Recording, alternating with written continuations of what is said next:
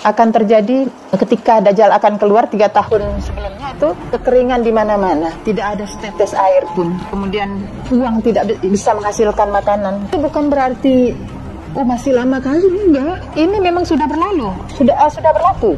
Jadi maknanya itu untuk jiwa. Kekeringan itu kering jiwa-jiwa manusia. Sehingga kita ajak untuk kepada ayat-ayat Allah pun senantiasa berpaling, berat. Jadi sholatnya tidak bisa mencegah perbuatan mungkarnya. Ini kondisi, itulah sholatnya itu kan, itu harusnya kan dapat amal, dapat upah. Tapi upahnya itu nggak bisa mendapatkan hasil untuk jiwanya.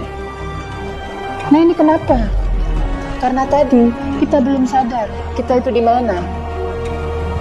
Nah, sekarang kita sudah berada di zaman hakikat.